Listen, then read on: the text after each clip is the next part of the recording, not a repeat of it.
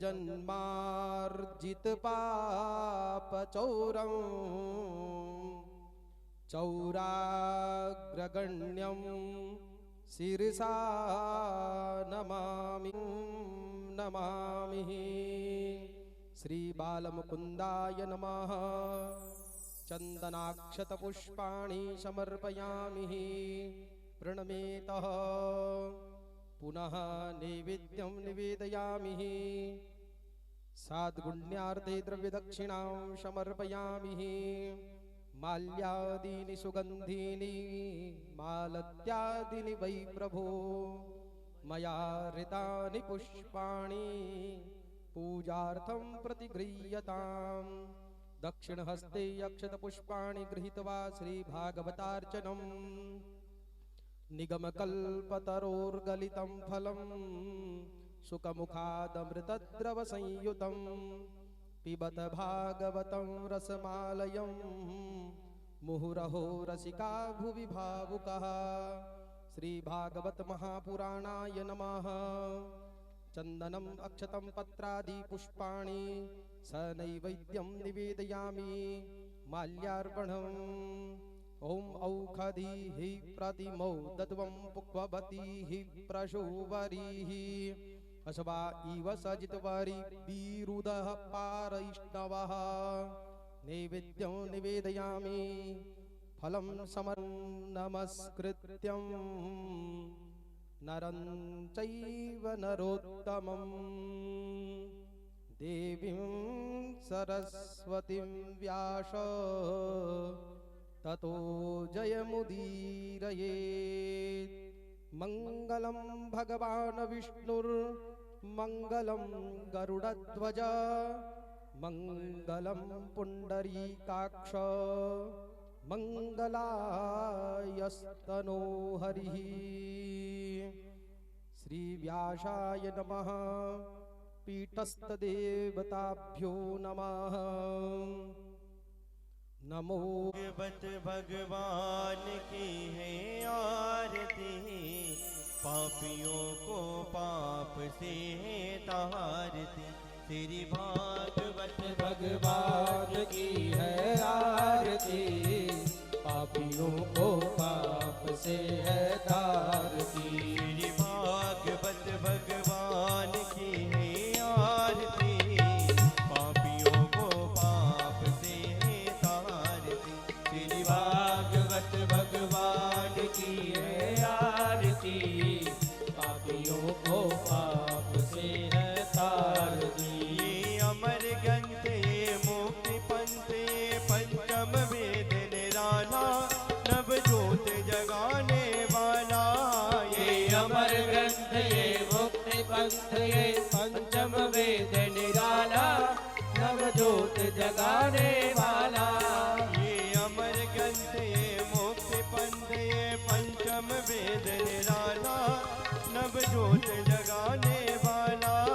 ये अमर ग्रंथ ये मुक्ति पंथ ये पंचम वेद निराला नव ज्योत जगाने वाला। हरि नाम यही हरि नाम यही हरि नाम यही हरि धाम यही हरि नाम यही हरि नाम यही हरि नाम यही हरि धाम यही। जग के मंगल की आरती। जय हो। पापियों को पाप से तारती। श्री भागवत भगवान की है आरती। पापियों को पाप से है तारती। ये शांति गीत पावन पुनीत पापों को मिटाने वाला हरि दर्श कराने वाला। ये शांति गीत पावन पुनीत पापों को मिटाने वाला हरि दर्श कराने वाला। ये शांति गीत पावन पुनीत पापों को मिटाने वाला हरि दर्श कराने वाला। ये शांति गीत पावन पुनीत पापों को मिटाने वाला हरि दर्श कराने वाला। ये सुख करने ये दुख हरने। ओ ये सुख करने ये दुख हरने। ये सुख करने ये दुख हरने। ये सुख करने ये दुख हरने। मेरी मधुसूदन की आरती। जय हो।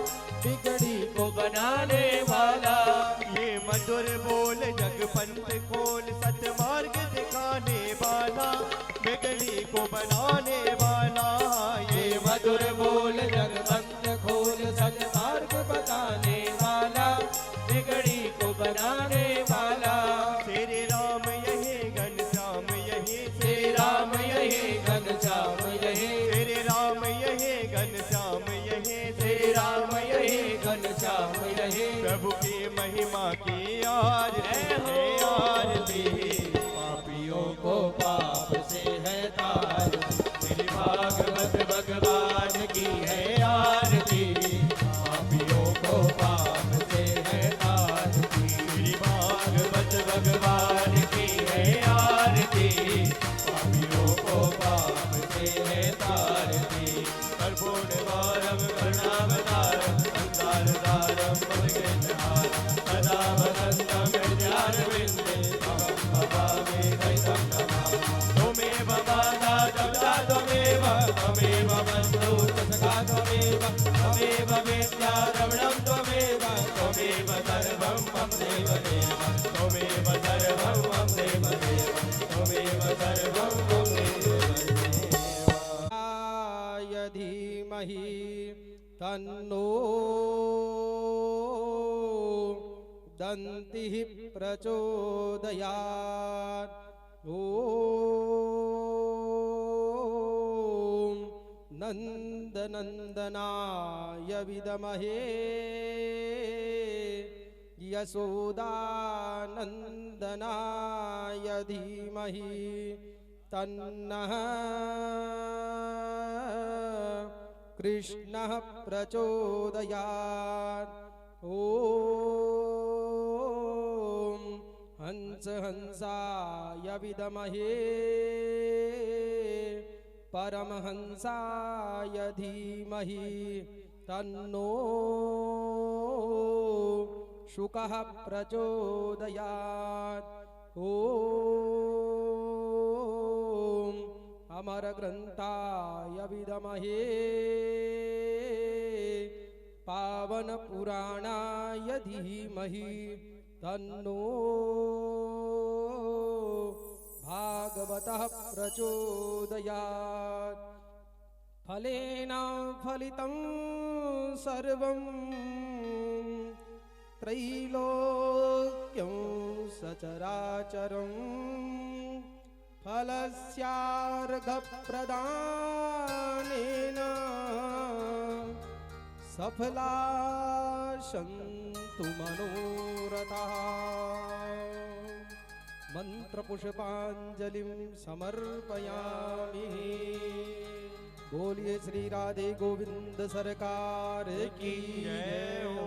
श्री बांके बिहारी लाल की जय हो। श्री सुखदेव जी महाराज की जय हो। श्री व्यास जी महाराज की जय हो। श्री भागवत महापुराण की जय हो। जय जय श्री राधे बांके बिहारी लाल की जय हो। जय जय श्री राधे श्याम।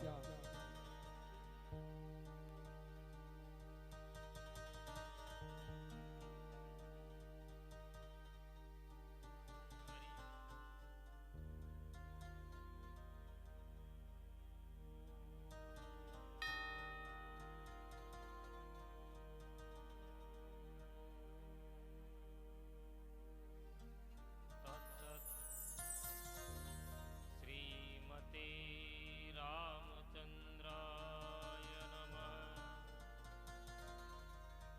नमः परमहंस्वादितचरणकमलचिन्मकरन्दाय भक्तजनमानसनिवासाय श्रीरामचन्द्राय नमः।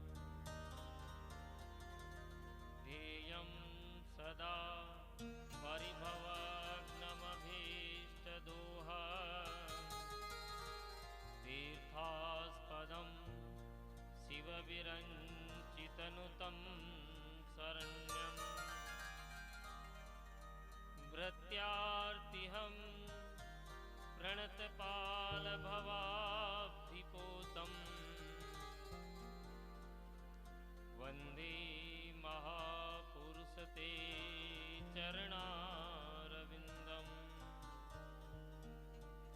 वंशी विभूषितकरानवनीरदाभा पीताम्बरा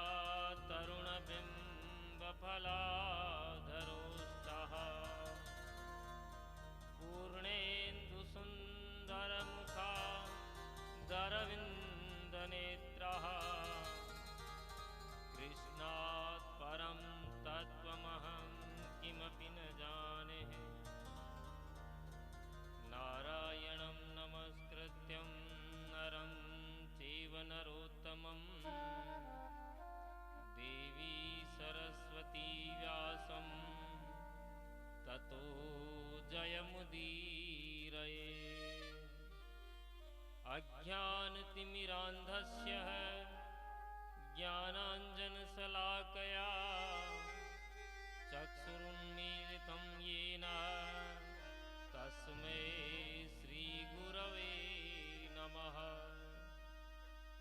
सीतानाथसमारम्भा श्रीरामानन्दार्यमध्यमाम् अस्मदाचार्यपर्यन्तां वन्दे गुरुपरम्पराम्। मनोजवं मारुततुल्यवेगं जितेन्द्रियं बुद्धिमतां वरिष्ठं वातात्मजं वानरयूतमुख्यं श्रीरामदूतं शरणं प्रपद्ये। जय जय श्रीराधारमण जय जय नवल किशोर जय गोपी चितचोर प्रभु जय जय माखन चोर। बोले वृंदावन बिहारी लाल की जय हो। श्रीमद् भागवत महापुराण की जय हो। श्री व्यास जी महाराज की जय हो।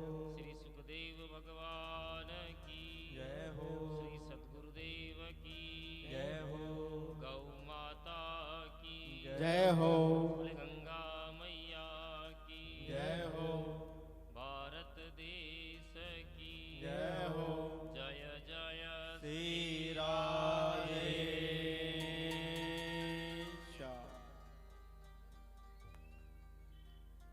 आए हुए सभी भक्तवृंद, श्रद्धामयी माताएं, आज श्रीमद् भागवत कथा के तृतीय दिवस में कथा प्रारंभ करने से पहले कुछ क्षण हरि नाम संकीर्तन करेंगे, उसके बाद कथा प्रारंभ करेंगे। सभी प्रेम से संकीर्तन में भाग लें। देखो, संकीर्तन का बड़ा महत्व है। संकीर्तन करते ही हमारी कामनाएं, जब तक हम संकीर्तन करेंगे तब तक दूर हो जाती हैं। पाप के पंछी जो आके बैठे हुए हैं वो दूर हो जाते हैं। मन हमारा निष्कपट निश्चल हो जाता है और हम कथा श्रवण के लिए पात्र हो जाते हैं। इसीलिए संकीर्तन की बड़ी महत्ता है। तो प्रेम से संकीर्तन में सब तालियों से सहयोग करें। छीन लिया मेरा भोला समन, राधा रमण मेरो राधा रमण। छीन लिया भोला समन, राधा रमण मेरो राधा रमण। छीन लिया मेरा भोला समन, राधा रमण मेरो राधा रमण। छीन लिया मेरा भोला समन, राधा रमण मेरो राधा रमण।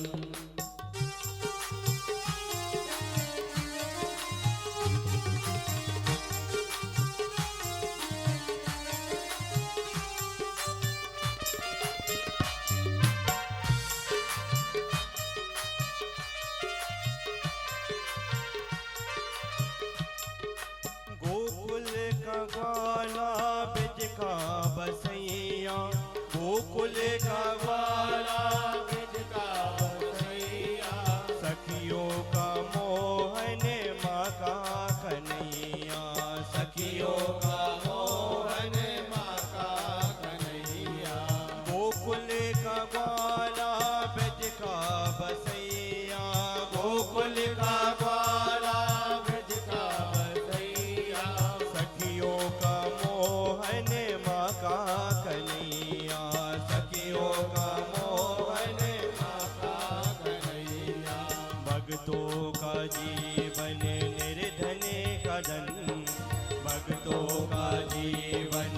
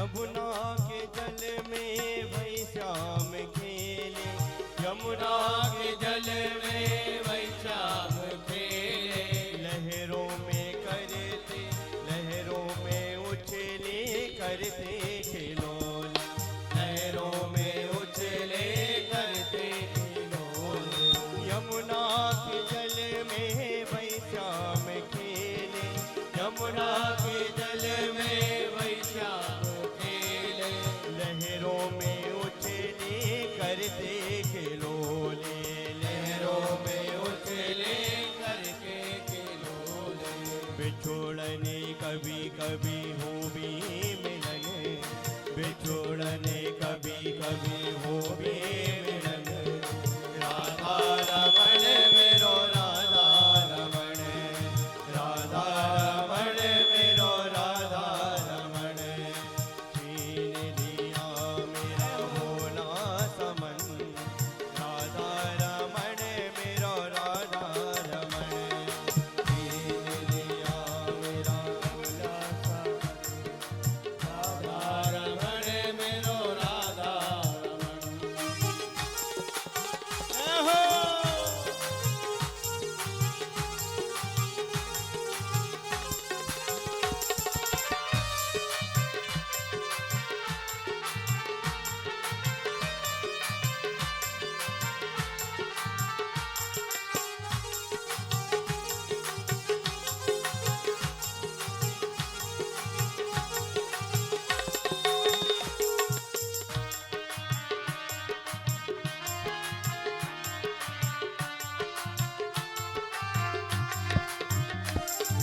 जाकर के देखा मंदिर के अंदर, जाकर के देखा मंदिर के अंदर, घर घर के अंदर वही श्याम सुंदर, घर घर के अंदर वही श्याम सुंदर, जाकर के देखा मंदिर के अंदर, जाकर के देखा मंदिर के अंदर, घर घर के अंदर वही श्याम सुंदर, घर घर के अंदर वही श्याम सुंदर, कुंडल हलन और तिरछी चलन, कुंडल हलन और तिरछी चलन, राधा रमण मेरो राधा रमण, राधा रमण मेरो राधा रमण, छीन लिया मेरा भोला समन,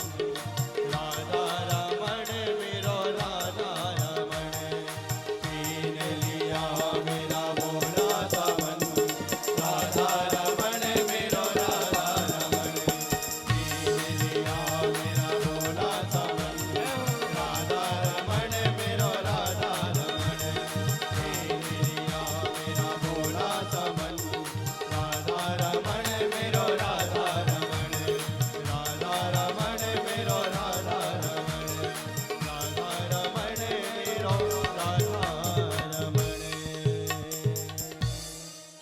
बोलिए श्री राधा रमण सरकार की जय हो। सते प्रश्न क्रतो लोकहितो नृपः आत्मवित् सम्मतः पुंसां श्रोतव्यादिषु यः परः। कल के कथा प्रसंग में श्री परीक्षित जी महाराज को जब 7 दिन में मृत्यु होने का श्राप लगा, गंगा जी के तट पे जाके विराजे। सभी संत ऋषिगण जब उन्होंने श्राप के बारे में सुना तो परीक्षित जी का उद्धार करने के लिए सब संत ऋषि पधारे। और उसी समय एक नन्हा सा बालक नग्नावस्था में, जैसे ही वह बालक वहां आया, हजारों वर्ष के ऋषि मुनि खड़े हो गए सम्मान के लिए। उनका नाम था श्री सुखदेव जी महाराज। सुखदेव जी के आगमन पर परीक्षित को ये तो आभास हो गया कि ये कोई सिद्ध महात्मा है, जिनके आने से हजारों वर्ष की आयु के तमाम संत ऋषिगण उनको आदर भाव से खड़े हो गए। जब ससम्मान पाद्य अर्घ आचमन से पूजा की, यथाविधि आसन दिया, तो परीक्षित जी ने पहला प्रश्न उनसे ये किया कि महाराज, मरण धर्मा व्यक्ति को क्या करना चाहिए? जो व्यक्ति मर रहा हो उसे क्या करना चाहिए? वस्तुतः ये प्रश्न केवल परीक्षित जी का नहीं, हम सबका है। हम सब भी मरने वाले हैं। परीक्षित जी के पास 7 ही दिन थे, हमारे पास भी 7 ही दिन है।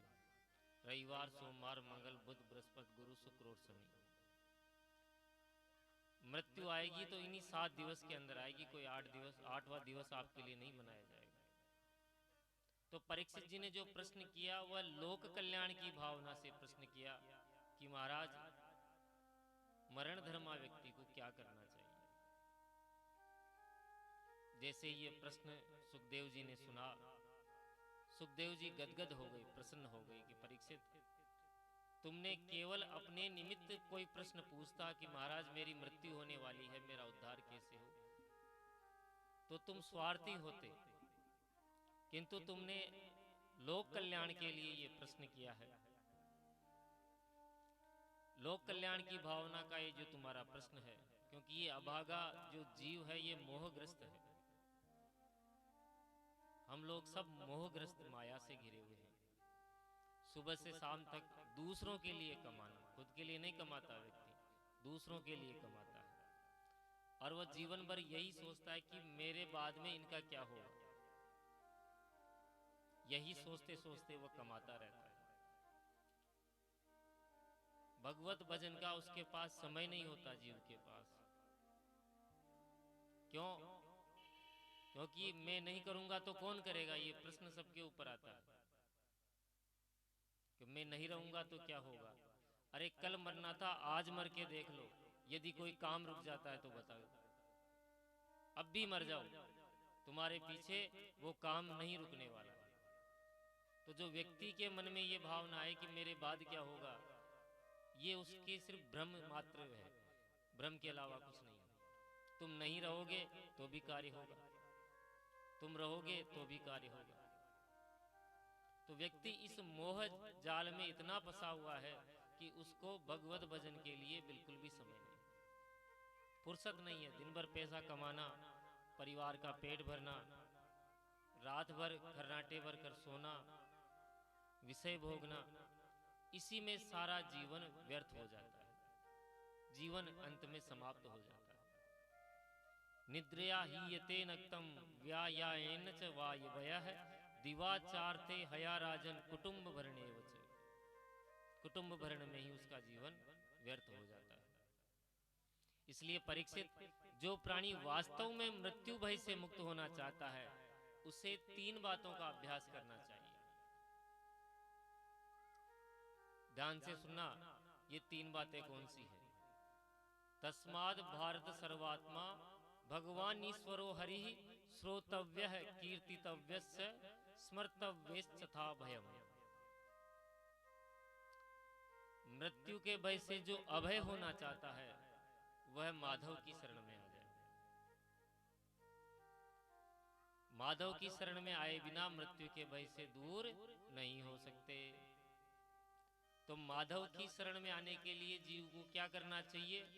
पहला बताया है श्रोतव्य है। सबसे पहले उनकी महिमा को सुनना प्रारंभ कर दो। जो जिसकी महिमा ज्यादा सुनेगा, उसके बारे में जितना ज्यादा जानेगा, जब तक जानोगे नहीं तब तक उस व्यक्ति की पूरी जानकारी नहीं मिल सकती, जिसके बारे में सुनोगे ही नहीं।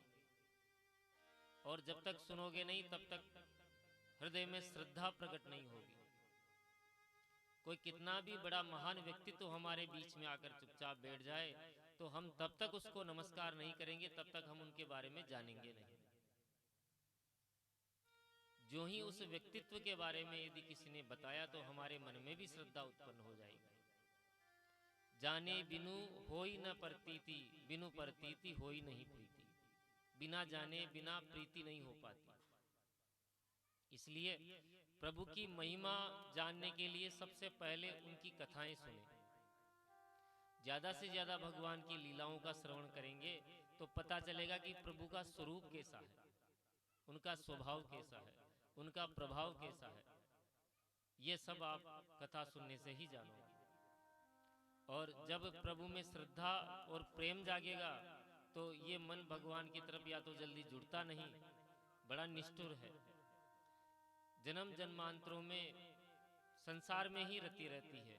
अब परमात्मा से कैसे जोड़े, प्रभु की तरफ कैसे मोड़े, तो जैसे लोहा बड़ा कठोर होता है, लोहे को यदि इच्छानुरूप ढालना चाहो तो ढलेगा नहीं, उसके लिए क्या करना पड़ेगा, उसको तपाना पड़ेगा, गर्म करना पड़ेगा।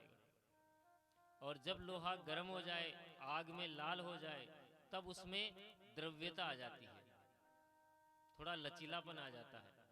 वह उतना कठोर नहीं रह पाता जितना पहले रहता है, वह तुरंत मुड़ जाएगा। बिना तपाए तो मोड़ना बड़ा कठिन है। उसी प्रकार ये जो हमारा निष्ठुर मन है, ये माधव की तरफ कैसे मुड़ेगा, इसे सबसे पहले भगवान की कथा सुनाओ। भागवत में जो कृष्ण लीलाएं हैं, भगवान की मधुर मधुर लीलाएं हैं, ये लीला सुनते सुनते मन में द्रव्यता आ जाएगी, शिथिलता आ जाएगी, तुरंत वही मुड़ जाएगा, भगवान के प्रेम में पिघल जाएगा। और जब प्रभु की महिमा सुनकर तुम्हारा मन पिघल जाए, तब विवेक का हथौड़ा मारना चाहिए, इसे डांटो कि अरे पापी, अरे दुष्ट, जिन प्रभु की महिमा से तू इतना मुग्ध हो रहा है, फिर उस माधव का भजन क्यों नहीं कर रहा, फिर उनके चरणों में ध्यान क्यों नहीं करता। तो मन आज चूंकि इस समय प्रभावित है, आपकी हर बात मानेगा और प्रभु की तरफ मुड़ जाएगा। गोस्वामी तुलसीदास जी रामचरितमानस में जब अहिल्या के उद्धार का वर्णन कर रहे थे, वर्णन करते करते गोस्वामी जी का मन पिघल गया कि राम जी इतने कृपालु हैं, इतने दयालु हैं कि बेचारी अहिल्या माता का जो वन में पाषाण प्रतिमा बनी हुई पड़ी है, उस तरफ कोई जाता नहीं, कोई देखता नहीं।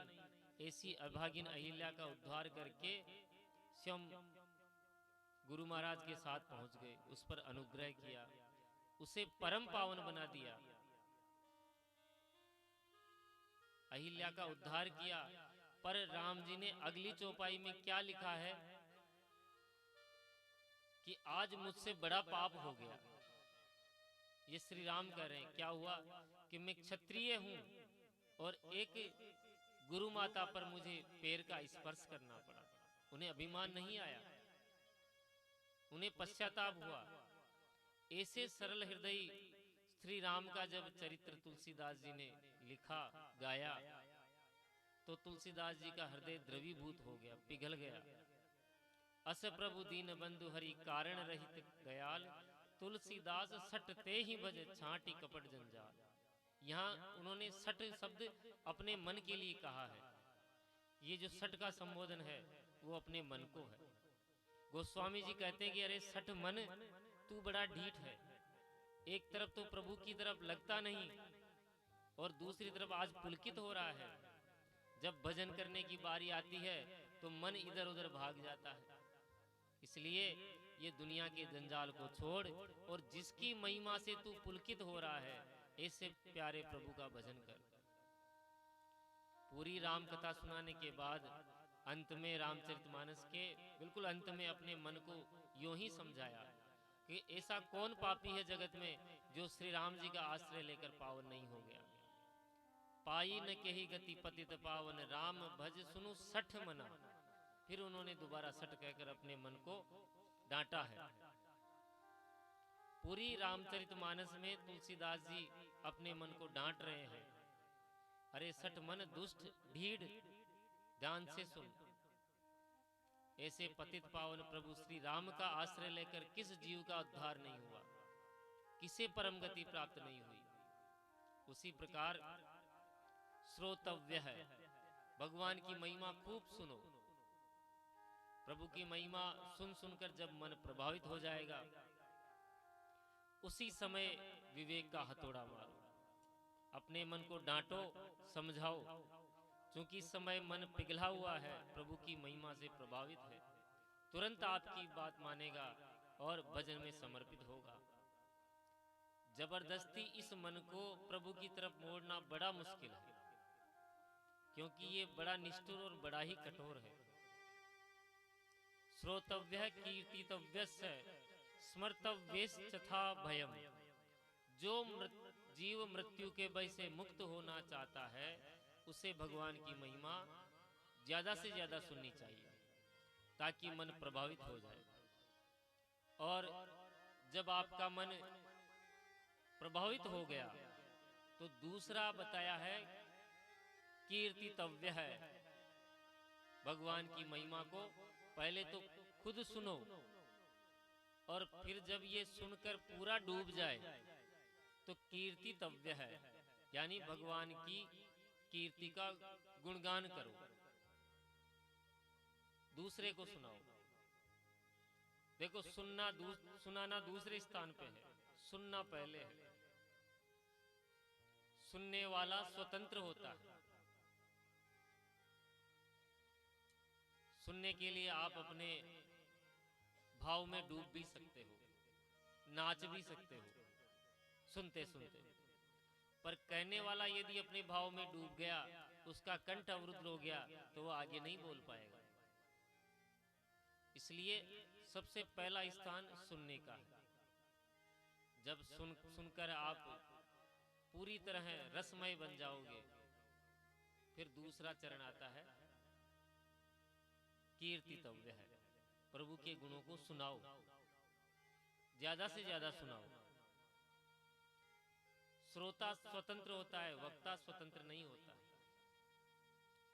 श्रोता तो भगवान की महिमा को सुनता जावे और आनंद के सागर में डूबता जावे, पर वक्ता स्वतंत्र नहीं होता। वक्ता कहीं प्रेम में डूब गया तो उसकी वाणी अवरुद्ध हो जाएगी, और जब वाणी अवरुद्ध हो जाएगी तो कथा कैसे होगी। इसलिए पहले श्रवण करो, फिर दूसरों को सुनाओ।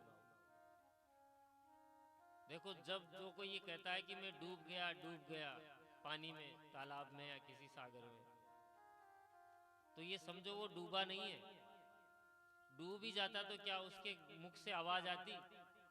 अरे जब डूब ही जाएगा तो कुछ कह ही नहीं पाएगा। वो डूबा नहीं जो कह रहा है मैं डूब गया, केवल चिल्ला रहा है। डूबने के बाद डूबने वाले की कोई पास जाए डूबते हुए के, तो वो भी डूब जाता है, वह उसे भी डुबा देता है। इसलिए जब तक वाणी मुखरित है, जो कह रहा है कि मैं डूब गया, वह अभी डूबा नहीं। क्योंकि जिस दिन ये डूब जाएगा उस दिन तक वह कुछ कह नहीं पाएगा, बता नहीं पाएगा कि आनंद कैसा होता है। जो ये कहता है कि मैं प्रभु के बारे में जान गया, उसने अभी कुछ नहीं जाना। क्योंकि यदि वह प्रभु के बारे में जान जाएगा तो वह बता ही नहीं पाएगा कि आनंद कैसा है। और जो ये कहता है मैं जान गया, वह बता नहीं पाएगा। इसलिए पहले खूब डूबो, खुद डूबो और दूसरों को भी डुबाओ। और जब भी एकांत मिले, आंखें बंद करके प्रभु की लीलाओं का रसास्वादन करो, समाधि लगाओ, उन्हीं का एकांत में खूब स्मरण करो। पहले श्रवण करो, फिर संकीर्तन गायन, उसके बाद स्मरण। तीसरा पद बताया स्मरण। जैसे एकांत में रहे, ठाकुर जी का मन ही मन अपने हृदय भवन में उनका ध्यान करें। अब परीक्षित बोले, महाराज आपने ये बातें तो बहुत बढ़िया बताई, पर मेरे पास तो 7 ही दिन हैं। सुखदेव जी बोले कि 7 दिन कोई कम होते हैं परीक्षित। मैं भी इस निर्गुण ब्रह्म की समाधि में लीन था, वन में बैठा हुआ, पर जैसे ही मैंने गोविंद के गुणानुवाद सुने कि इतने सरल है, इतने मधुर है, तो राजर्षि परीक्षित उस निर्गुण सत्ता से मेरा चित्त जबरदस्ती गोविंद के गुण गुणों में खींच लिया। परिनिष्ठितोपि निर्गुण्यम उत्तम श्लोक लीलया ग्रहीत चेता राजर्षे आख्यानम यदधीतवान। महाराज परीक्षित, इस जगत में 2 ही आनंद है। पहला है विषयानंद, विषय का आनंद, और दूसरा है ब्रह्मानंद। विषय का आनंद है जो हमें भोग से आनंद मिलता है, सांसारिक वस्तुओं से जो आनंद मिलता है वो विषयानंद है। इसके विपरीत ब्रह्मानंद जो आंखें बंद कर लिया, समाधि स्थिति में हो गए, जो महापुरुषों को प्राप्त होता है वो है ब्रह्मानंद। और विषयानंद कैसे हैं? किसी भी विषय का आप सेवन करो, अच्छे अच्छे पदार्थों का आप भोजन करोगे, विषय है। तो गुलाब जामुन का भी यदि आप भोजन करोगे तो उसका स्वाद कब तक रहेगा? जब तक वह मुंह में रहेगा। जो ही वह गले से नीचे उतरा, उस विषय का आनंद जाता रहेगा, वह स्थायी नहीं है। लड्डू खा ली, जलेबी खा ली, तो इन सभी भोग पदार्थों का आनंद केवल इतनी सी देर रहेगा जब तक आपके मुंह में है। जो ही कंठ से नीचे गया वो आनंद गायब हो जाएगा, स्थायी नहीं रहेगा। इसके विपरीत ब्रह्मानंद गोविंद के गुणगणों का चमत्कार देखो परीक्षित, कि विषयानंद की तो चले क्या, ब्रह्मानंद भी फीका पड़ जाता है उसके गुणगणों के आगे। सुखदेव जी कहते हैं कि मैं निर्गुण ब्रह्म की सत्ता में था, उसी का ध्यान कर रहा था। जैसे ही मैंने गोविंद के गुणगणों को श्लोक के माध्यम से सुना, तब से मैं उसका दीवाना हो गया। इसलिए परीक्षित, कल्याण करने के लिए तो केवल एक मुहूर्त का समय ही काफी होता है। तेरे पास तो 7 दिन है। राजा खटवांग ने केवल एक मुहूर्त में ही मुक्ति पाई थी।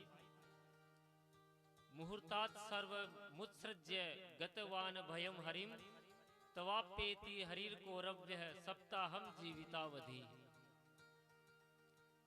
एक मुहूर्त में जब खटवांग ने मुक्ति पाली, तो क्या तुम 7 दिन में नहीं पा सकोगे? श्री परीक्षित जी महाराज गदगद हो गए। देखो, आप किसी डॉक्टर के पास जाते हैं, कितनी बड़ी भयंकर बीमारी है, नब्ज देखेगा और क्या बोलेगा, अरे ये तो 2 खुराक में ठीक हो जाएगी, शाम तक छू हो जाएगी 2 गोली लेते। तो आपकी आधी बीमारी तो वैसे ही दूर हो जाती है। ऐसे ही सुखदेव जी ने परीक्षित को कहा कि मोक्ष उद्धार करने के लिए तो 2 मुहूर्त का, 1 मुहूर्त का समय काफी है। खटवांग ने तो 1 मुहूर्त में मुक्ति पाली, तेरे पास तो 7 दिन है। तो परीक्षित जी को संतोष आ गया कि अब मेरा कल्याण निश्चित हो जाएगा। गदगद हो गए परीक्षित जी महाराज। इतने ऋषि मुनि बैठे थे वहां पर। परीक्षित ने तो प्रश्न किया था कि मरने वाले को क्या करना चाहिए। सब एक दूसरे का मुंह देख रहे थे। बड़े बड़े हजारों वर्ष जिनकी आयु है, ऐसे ऋषि मुनि बैठे थे। परीक्षित ने प्रश्न किया तो सुखदेव जी ने क्या कहा, उनका आत्मविश्वास देखो कि परीक्षित 7 दिन तो बहुत है, 1 मुहूर्त ही पर्याप्त है। बताइए परीक्षित का मनोबल कितना बढ़ गया। वह घबरा रहे थे कि 7 दिन में पता नहीं क्या होगा, कौन सा साधन करूंगा। पर सुखदेव जी कहते हैं 7 दिन नहीं बल्कि 1 मुहूर्त ही पर्याप्त है। प्रसन्न हो गए परीक्षित जी महाराज। बोले कि महाराज अब तो ये बताइए कि प्रभु का ध्यान कैसे करना चाहिए। सुखदेव जी कहते हैं परीक्षित, भगवान का ध्यान करने के लिए सर्वप्रथम 4 बातों का अभ्यास करना चाहिए। जितासनो जिता श्वासो जित संगो जितेंद्रिय है स्थूले भगवत रूपे मनः संधार ये द्वियाः। परीक्षित सबसे पहले जितासनी बनो। जितासन का मतलब अपने आसन को जीतो। जिस आसन पे जो आसन आपको अच्छा लगे, जिस पे आप ज्यादा देर बैठ सको, उस एक ही आसन पे सुखद लगता हो, उसी आसन को सिद्ध करना चाहिए व्यक्ति को। जितनी देर आप पाठ पूजा में बैठे या कथा भागवत श्रवण करने बैठे या किसी सत्संग में बैठे या किसी कीर्तन में बैठे, जितासन बनो, एक ही आसन पे। तो ये सत्य बात है महाराज की, आपने जितनी देर वहां बैठेंगे, जितनी देर की कथा श्रवण करें, तो वो आपके जीवन में अंतरंग हो जाएगी, जितासन ही होते ही। ये ध्यान करने की पद्धति बता रहे सुखदेव जी कि प्रभु का ध्यान जीव में कैसे आए। चाहे वज्रासन हो, चाहे पद्मासन हो, चाहे सुखासन हो, आसन में रीढ़ की हड्डी सीधी करके बैठना चाहिए, क्योंकि जब तक ये रीढ़ की हड्डी सीधी नहीं होगी ना, तब तक वो शरीर का ध्यान बना रहता है। 5 मिनट हुए नहीं, आंखें बंद किए कि घुटने दुखने लगे, फिर कमर दुखने लगेगी, फिर धीरे धीरे पैर पसारने लगेंगे। इसलिए सबसे पहले जितासन बनो, उसके बाद जित श्वास है। प्राणायाम का व्यक्ति को खूब अभ्यास करना चाहिए। श्वास का संबंध मन से होता है। श्वास पर जितना आपका नियंत्रण रहेगा, उतना ही आपका मन शांत रहेगा। मन में क्रोध आ जाए, किसी के प्रति गुस्सा आ जाए, तो आपकी सांसें तेज चलने लगेगी, बिल्कुल गर्म हो जाएंगी। ये तो आपने प्रत्यक्ष अनुभव किया होगा। व्यक्ति फुफकारे बढ़ने लगता है, बिल्कुल गरम गरम सांसें छोड़ने लगता है। तो मन का श्वास से बहुत निकटतम संबंध है, इसलिए प्राणायाम पर खूब अभ्यास करना चाहिए। प्राणायाम है परमम बलम। भगवान ने कहा प्राणायाम में बहुत बड़ा बल होता है। और तीसरी बात बताई, जितेंद्रिय है। असंग हो जाओ, असंग होकर ध्यान लगाएं, अपनी इंद्रियों को अपने बस में करें। संसार में ऐसा कोई नहीं जो मेरा हो सके, भगवान कहते हैं ये बात, और ऐसा भी कोई नहीं जिसका मैं हो सके। शरणागति व्यक्ति को उसी की ग्रहण करनी चाहिए जो समर्थ हो, सार्थक हो और जो शरण्य हो। निर्बल की यदि आपने शरणागति ग्रहण कर ली, तो शरणागति आपकी व्यर्थ जाएगी। राम जी समुद्र की शरण में गए, पर समुद्र ने बात नहीं मानी, और जो अग्निबाण निकाला सो वह स्वयं ही लौटता हुआ शरण में आ गया। तो निर्बल की शरणागति व्यर्थ जाती है, हमेशा समर्थ की ही शरणागति करनी चाहिए। किसी ने बड़ी प्यारी बंसी बजाई और आप उसके दीवाने हो गए, तो अब तो महाराज हम आपका ही साथ देंगे। किसी ने हमारा चित्त चुरा लिया महाराज, बड़ी अच्छी अच्छी मीठी मीठी बातें बोलकर आपको बस में कर लिया, और आप उसी की शरण में हो गए। तो जब तक आपके पास माल था तब तक लूटता रहा, आपके पास माल खत्म, फिर भाग गया, तो आपकी शरणागति व्यर्थ हो गई, क्योंकि आप समर्थ की शरण में नहीं गए। जो शरण्य हो उसी की शरण में जाना चाहिए। और इस संसार में सबसे बड़ा शरण्य कौन है? इस संसार में सबसे बड़ा शरण्य है भगवान के चरण कमल। केवल ठाकुर जी के चरण कमलों की ही शरण व्यक्ति को लेना चाहिए। ध्येयम सदा परिभवग्नम इष्ट दोहम। अरे भगवान के चरण कमल तो ब्रह्मा जी को और शंकर भगवान को भी शरण देने वाले हैं। विभीषण जी समर्थ राम जी की शरण में गए तो विभीषण जी का उद्धार हो गया। यदि विभीषण जी राम जी की शरण में आए, उद्धार हो गया और सीधे लंकेश्वर बन गए, तो बादल गरजते बहुत हैं पर सब नहीं बरसते। सभी बादल बरसात नहीं करते हैं। इसलिए आपको कोई अच्छा व्यक्ति मिला, विद्वान मिला, खूब चमक धमक वाला मिला, तो उसी की त्वम शरणम करके उसी के चरणों में गिर गए। हर किसी की शरण में नहीं जाना चाहिए व्यक्ति को, क्योंकि शरणागति एक बार होती है और एक में ही होती है। उन प्रभु को अपना मानो और उन्हीं की शरण में जाओ। अपना जीवन उन्हीं की शरण में समर्पित कर देना चाहिए। बाकी सब प्रकार से असंग होकर बैठना चाहिए व्यक्ति को। आसन को जीतना चाहिए, प्राणायाम के द्वारा अपने श्वास पे नियंत्रण करना चाहिए, असंग होकर जितेंद्रिय होकर अपने स्वरूप को समझना चाहिए, अपनी इंद्रियों को संयम में रखना चाहिए। ये इंद्रिय रूपी जो घोड़े हैं, ये अपने हाथ में इनकी लगाम होनी चाहिए। यदि इंद्रियों के घोड़ों को स्वतंत्र खोल दोगे तो ये अपनी मनमानी करते रहेंगे। ऐसा नहीं कि घोड़े इंद्रियों के जिधर ले जाना चाहे उधर चलें, ऐसा नहीं होना चाहिए। इन चारों बातों का अभ्यास करने के बाद स्थूले भगवतो रूपे मनः संदार ये द्विया, फिर परमात्मा के उस व्यापक ब्रह्म स्वरूप का जो स्थूल रूप में परमात्मा प्रकट है इस जीव में, उसका ध्यान करना चाहिए। प्रकट रूप में ध्यान करने के लिए किसी रूप की आवश्यकता होती है, तो जो परमात्मा का रूप आपको प्यारा लगे उसी रूप का आपको ध्यान करना चाहिए। राम जी में श्रद्धा है तो राम जी का ध्यान करें, भोले बाबा में श्रद्धा है तो भोले बाबा का ध्यान करें, और छेल छबीले कृष्ण में किसी की श्रद्धा है तो उसका ध्यान करें। विश्व में जहां तक दृष्टि जाती है, जो भी दिखाई पड़ रहा है वह सब परमात्मा का ही स्वरूप मान के चले।